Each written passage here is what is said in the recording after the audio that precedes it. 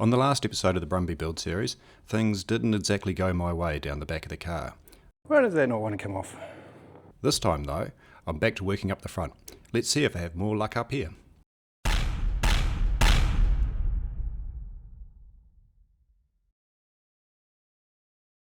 Alright, it's another beautiful autumn day here in New Zealand. I don't have a huge amount of time today, but I want to try and progress things where I can. So yeah, I've made a couple of inquiries about suspension and brakes. Suspension I might just put on hold for now because I might need to put a lift kit in the car if I have to drop the engine in order to get that drive shaft angle right. I don't want to do that. I wanted to go standard height, not a lift kit. But if that proves to be the only option, then I don't really see that I'm going to have a huge amount of choice in it. But I've put some inquiries out anyway, just to see what other ideas I can get. I am wondering whether I can use CV joints, constant velocity joints, like what's used in the axle shafts that go out to either wheels, between the diff and the wheels. Because those aren't so critical in terms of getting the angles and stuff right. Because the other option, obviously, that I briefly mentioned was I could angle the diff up, but I've had a bit of a look at that this morning, and the amount that I'd have to angle the diff, like to get 7 degrees, it's actually quite a bit, and the back of the diff is going to have to drop by about 60 mils, which is more than I want to drop it, because that's going to impact ground clearance. And the front can only go up a tiny little bit because the torsion bar that the suspension uses runs across the top of the diff. So that's not going to work. But who knows? Maybe CVs in the drive shaft might be the answer. But in the meantime, I don't want to get held up. While I've only got a limited time today, I do want to try and get some other things resolved. So I have this guy, which you'll remember we need to use this because I'm using the factory ECU. I've got to have the factory emissions gear as well. So this is the header, or the front part of the exhaust, if you will.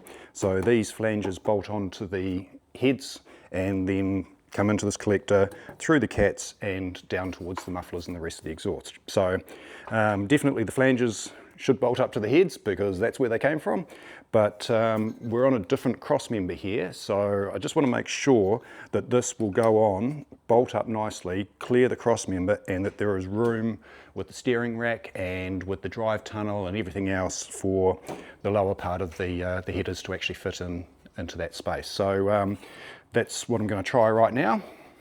Let's get into it.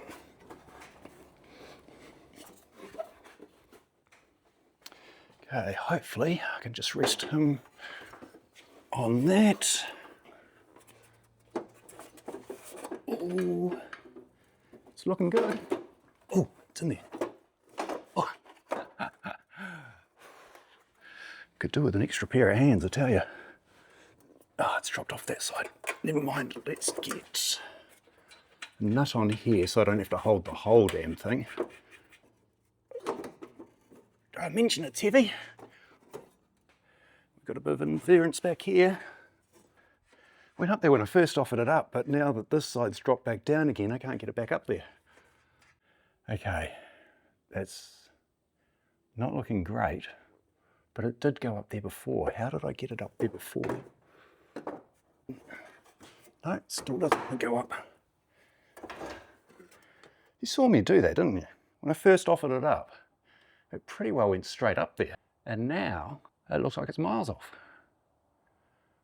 Am I going mad? Do I need that tab? I don't think I do. Let's chop them off. Just give them a quick little file to make sure there's no sharp edges. Good enough. Okay, back up we go.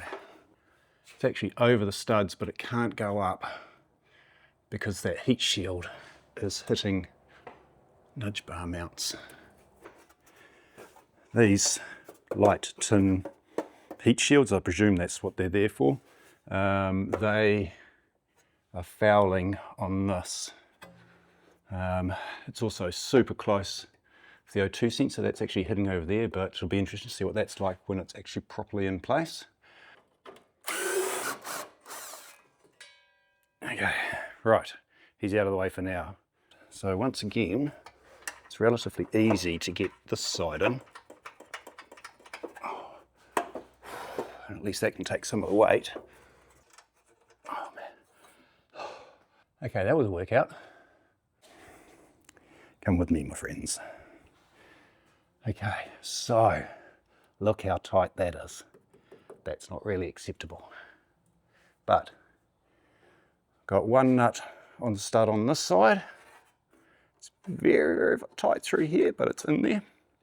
And then we've got one nut on the stud on that side. See, that's where the tab was, and that was catching on this guy. It's not really ideal, is it? Okay, a little bit more fiddling around going on, but I've pulled out the O2 sensor. This is the front one. There's two in the exhaust. I don't want to damage it, and it is tapping up against the chassis. So just got him out of the way for safekeeping.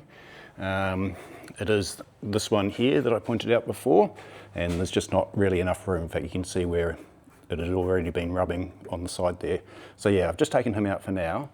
I've got the front stud on either side tightened up, so the front of the exhaust flange is up against the head, which is good. Probably easy for me to show you on this side. So the back is still hanging down, and there is a little bit of a gap there. It's, I don't know, 5 mil, maybe a little bit more. In terms of clearance with the heat shield, this is just a tin heat shield. The actual exhaust is a steel pipe like that running through here. But yeah, he is touching on that wiring loom there, which is not ideal. Not the end of the world. I could probably just remove the tin heat shield and get some of that fabric wrap and insulate it that way. Back here, this is probably the bigger issue. See, he still needs to come up and see, boom, we're hitting here. I don't want to hack apart that because that is part of the front suspension, and it's also where the gearbox mounts and the sway bar mounts are. So chopping him up is not really an option that I'm comfortable with. I've dug out the mounting bracket and just loosely bolted him on there. You can see he goes up and he mounts on the side of the gearbox here, which is good because I know that if that's lined up, then the front will be lined up and it'll bolt up the flanges nicely. So basically we've got to go up and possibly across a little bit. It's to just a little bit higher than that, and that's about as far as I can make it go. But that is with it firmly pressed up over here. The good news, I suppose, is it does look like we've got clearance for this O2 sensor. We're not perfectly in line with this little hump that must have been for the Brumby's exhaust, but it's not the end of the world. I could just do a small pie cut in here and angle it over, weld it back up again. That might be an option, and maybe I can get a shorter O2 sensor for there. What dictates me needing to use this is that I wanted to use the factory ECU, and the reason why I wanted to use the factory ECU was partly cost. I have it, it's there, it works with this engine. Whereas if I go an aftermarket ECU, so ECU engine control unit, it's basically just the computer that runs the engine, and you can get aftermarket ones that are highly programmable, that are very good if I want to do any future mods on this car. Then I could tune the car for those mods. So yeah, that would be the other option, but they're not cheap. It would mean rewiring everything in here. But the other side is, not only is it expensive to purchase, but then you absolutely have to get the car tuned. So you can download a base map that will start the car, the engine will run, and you would even be able to drive it, but it wouldn't be a tune that is ideal for the car. I would have to take it to a dyno or a rolling road type situation and pay a professional to put a custom tune into that ECU for this engine. Arguably, as a result of that, I'd actually wind up with more power, maybe even better fuel economy than what the factory ECU will do. The factory ECU has a lot of safeguards and that sort of stuff in it. But the benefit of using that aftermarket ECU is I no longer need to use this. Maybe that's the way to go. I didn't really want to do that, but hey, it's a solution anyway. All right, so that wasn't the most productive afternoon in the shed, if I'm being honest. And yeah, I thought I would have got further. Oh, here comes Mick. Hey, rascal. Showing up just as all the hard work's done, eh? All right, so, oh, well, at least he made it into this video. Hey, because you're the real star, aren't you? But yeah, so I'm going to sign off at this point, and next week, or next episode at least, what I plan to do is not be staring around the back of a cat. Anyway, so yeah, next week I'm going to try and do some work in the engine bay here, and see if we can get some of the bits and pieces mounted in here. And Mick, would you mind not just blocking the view? And yeah, the goal with the engine bay is to make it look as though the Brumby came with this engine from the factory. So that's going to be exciting. I'm quite looking forward to that little project, and work out where I'm going to position everything in here and make sure that we've got space for it all. So make sure you tune back in for that, and check out and see how we get on. Thanks for watching.